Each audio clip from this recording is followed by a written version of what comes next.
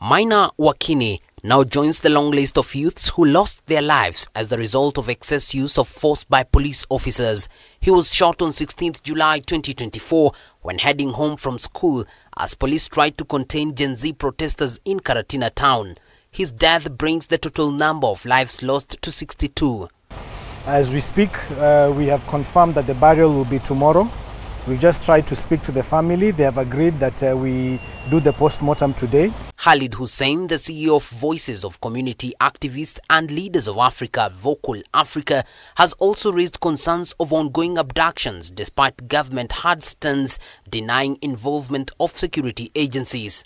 We know for a fact that those who abduct these individuals speak openly when they are doing it, and they say they are from the government, that they are police. I believe the individuals who are involved in the abductions are police officers. And if it is not them, let them tell us, let them show us whom they've arrested that are abducting these innocent Kenyans. According to Khalid, since the onset of demonstrations, there are families that have not been able to trace their kin, some who were taken into custody by people identifying as security officers. We continue to document.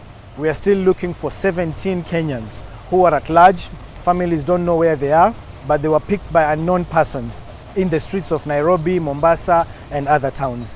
Elsewhere, a family at Majengo Estate in Embu town is appealing to President William Ruto to intervene and have their son released by authorities who they suspect abducted their 24-year-old son, Billy Wanyeri.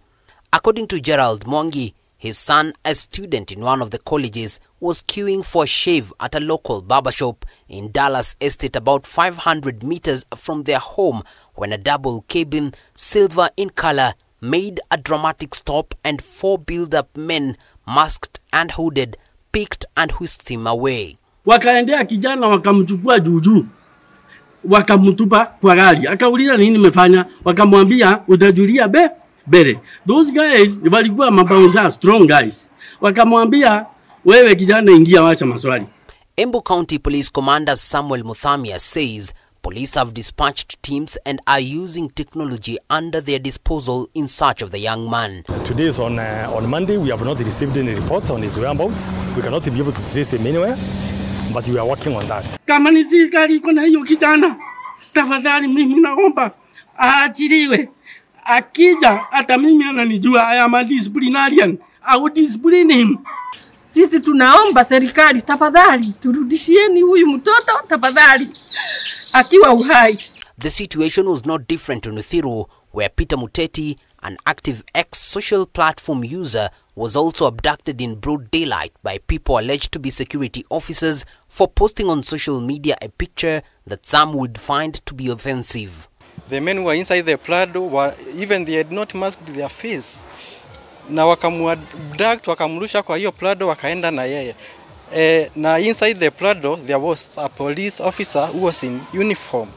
There's some suspicious men aliona, ikafanya dia delete that post. Police, we understand that Peter has been vocal on Twitter. Maybe he could have done wrong, but we believe there is a due process. These incidents have sparked conversations online, with Kenyans calling for the release of those abducted, since the pattern appears to be targeting people who've made posts criticizing the government. The President and the Council of the Law Society of Kenya has called for the immediate and unconditional release of Billy Mwangi and Peter Muteti, or that they will be presented before court to answer to whatever alleged charges on account of which they are being held, as these abductions are contrary to the law. We are not very confident that he will be able to do a better job. If anything, he is a sycophant of the president. With the recent appointment of Kipchumba Murkomen as the Interior CS, does the non-government actors have hope in the system serving justice to those affected? David Kagina, K24, Nairobi.